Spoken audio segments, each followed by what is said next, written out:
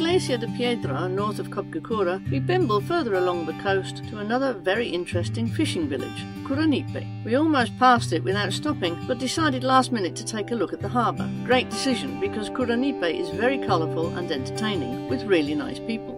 On our way to Constitución, we take a quick look at Pellehue and Caleta Pellines before driving to Puerto de Maguillines, a place we already visited in 2017. We're heading further north along the coastline. We're in Provincia del Maule.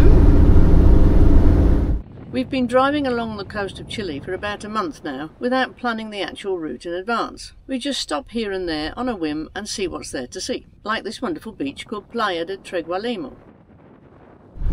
This is Curanipe. Nice B-roll. I'm going straight through the little village that's right on the beach. We've decided to park right here for the night. It's already 5:30. It looks like a really nice place.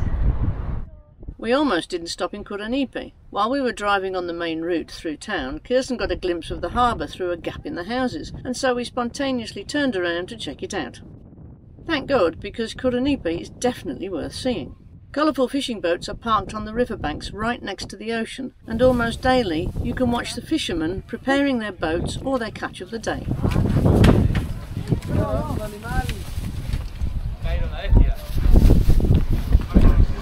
¿Cómo se llama la pesca? ¿Cómo? Melusa, es melusa. Melusa is a type of hake with a flaky, soft white meat, similar texture and flavour to cod. We just had it fried on Kirsten's birthday. Yum. The boats in Curanipe all have their own design. E.T. is showing me the finger.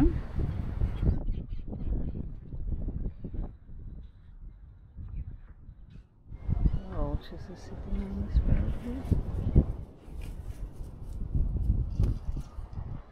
Curanipe was also one of the towns most affected by the earthquake and tsunami of 2010. The epicentre was just north of here, near Pellehue. The waves destroyed a large part of the main cove and some buildings, such as the community office. 2 fatalities were recorded. Right by the end of the pier is a popular surfing spot.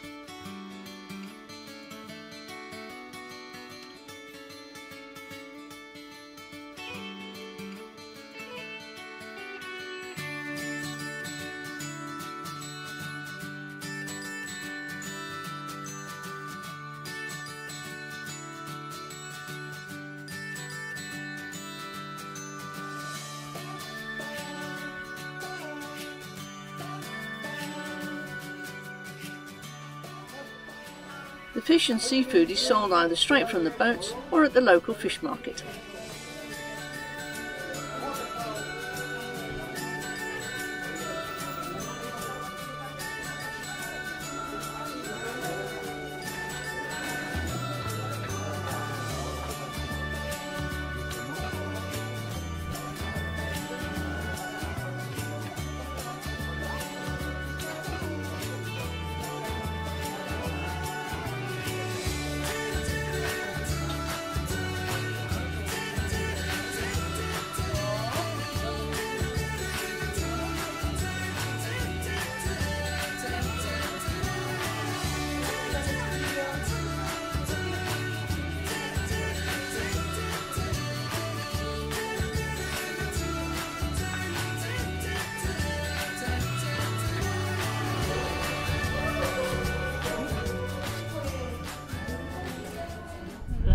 Built on the rock. There's a nice boardwalk along the river road.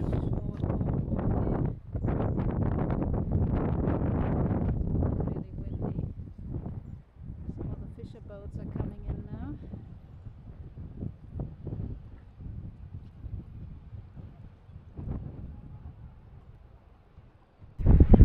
They're also using the tractor here to pull the boats in and out.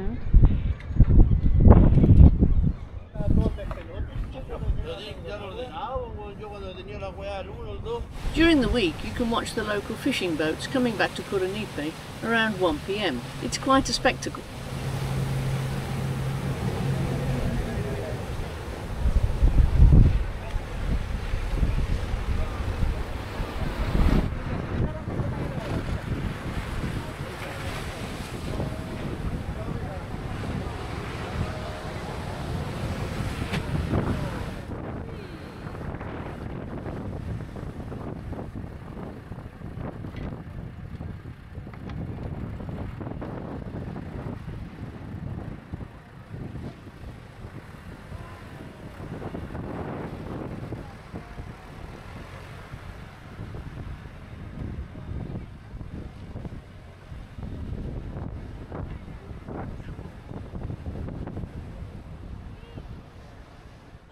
Out and about late to fetch our laundry.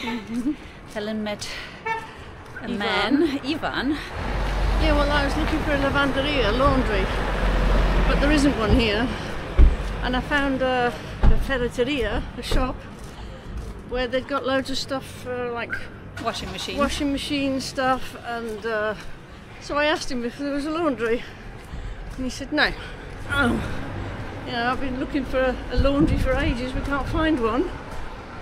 And he said, well, my mother lives at the back, she'll do it for you. Isn't that nice? And so local people helping us. Yeah, because there's no laundrettes here. Yeah. There's nothing, and we're down. We ran out of towels and t-shirts and everything. T-shirts, knickers, socks, we've got nothing. It's like, oh my god.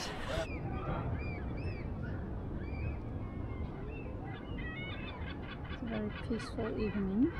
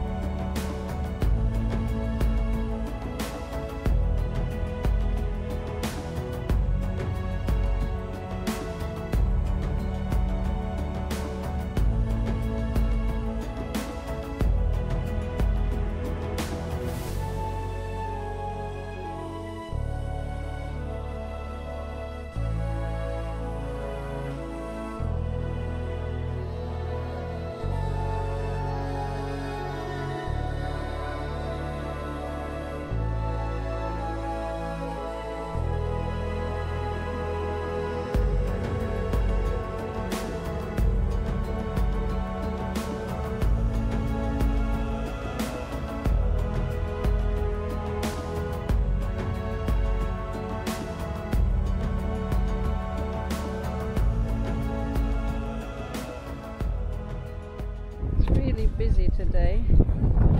All the boats must have been out last night.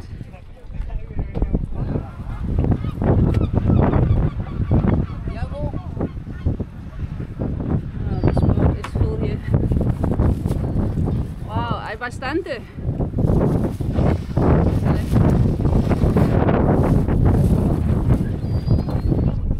Everybody's helping.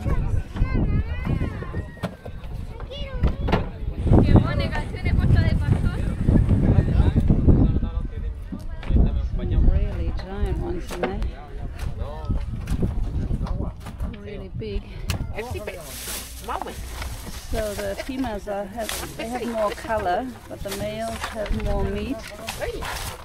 And I think it was 4,000 for the females and 5,000 pesos for a docena. This must be something different. It's really, really big. I can't put my hand in there. It's a giant one. Laying everything fresh here for the people. Like Medusa again.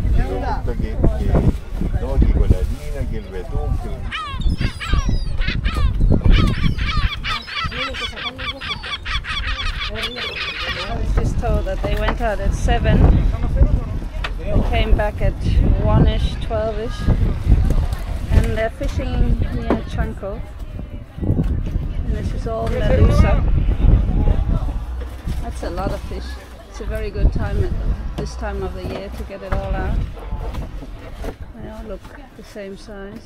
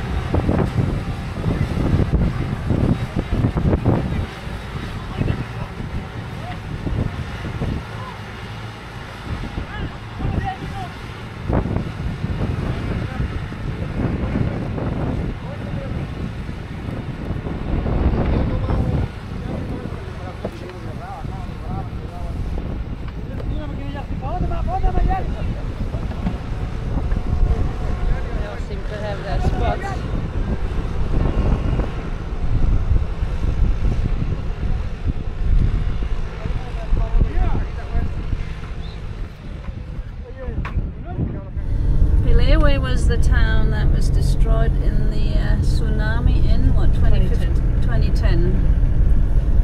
The 8.8 earthquake. One of the largest ones. 3 kilometres out to the sea, here, right here. That was where the earthquake was. Just in front of the coast, basically. And I don't know how many people got killed, but it destroyed everything.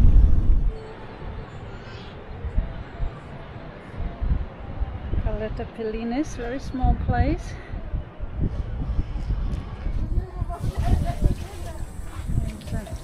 Fish places everywhere. Very sharp teeth. ¿Qué anda buscando? ¿Cómo se llama la pesca? ¿Con los dentes? ¿Esa? Sí. Atún. Atún, ¿y este? Con los... Congrio. ¿O congrio? ¿Y este? Esta es merluza. Oh, es melusa, okay. Austral y la otra es la merluza normal. Ah, so el melusa austral es más grande. Sí. So the flat one is called reineta. Dried seaweed. Apparently it's very healthy. So this is the small Caleta, the bay here. These are all the fishing boats.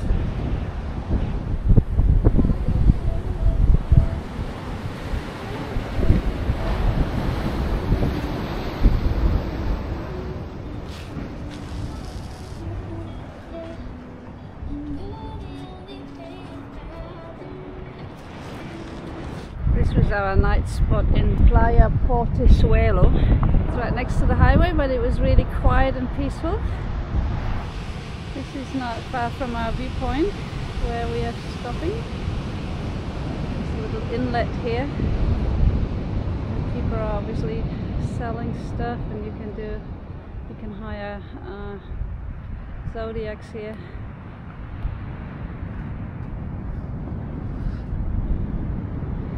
And then there's another town with smoking things, probably a wood mill. Like the horses love the beach too, lying down in the warm sand. This is our second time in Puerto de Maguillines, and we came to see the action on the jetty again. But unfortunately today, nothing is happening here. It's a Friday, and the fishermen must have gone home for the weekend already.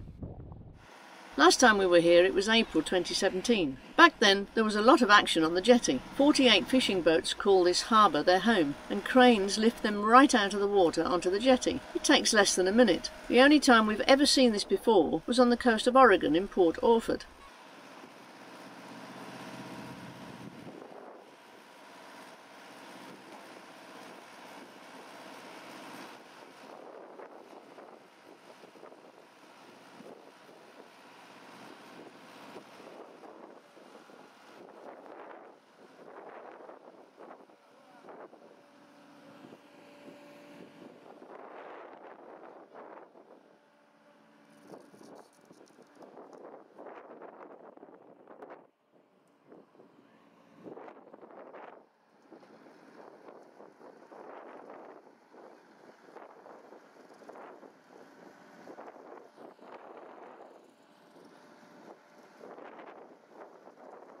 He is filleting an eel. The name is congrio. This is about 5 kilos when it's filleted. Like everywhere else, you can buy the fish and seafood fresh off the boats, and the fishermen are always happy to fillet the fish for you as well. But even without the action, we can stay here on the side of a restaurant for the night and enjoy the sunset.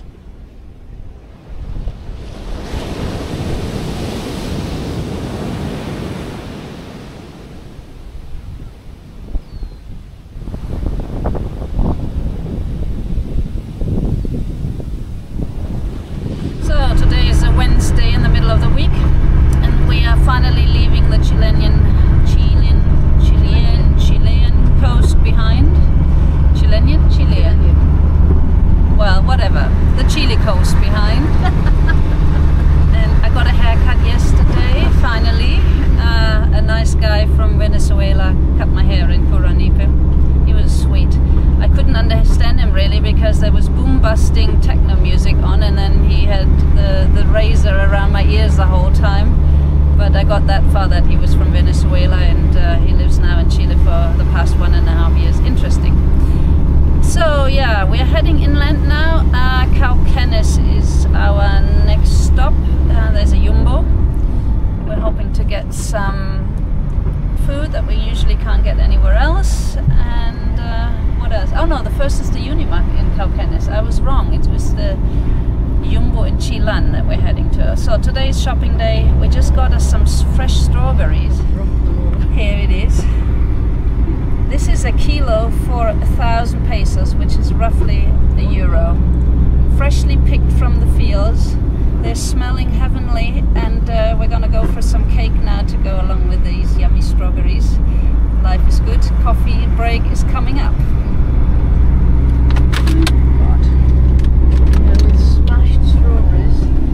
Now we have smashed strawberries because I dropped the thing. This is what we love about traveling. We had the Unimac parking lot, but across the road was a panaderia, pasteleria. So we got ourselves some Berliners, which we love. It's the German fried kind of sweet bread with cream, and now we put some freshly picked strawberries on top. Along with our cappuccino. Awful. Oh, this is to die for good.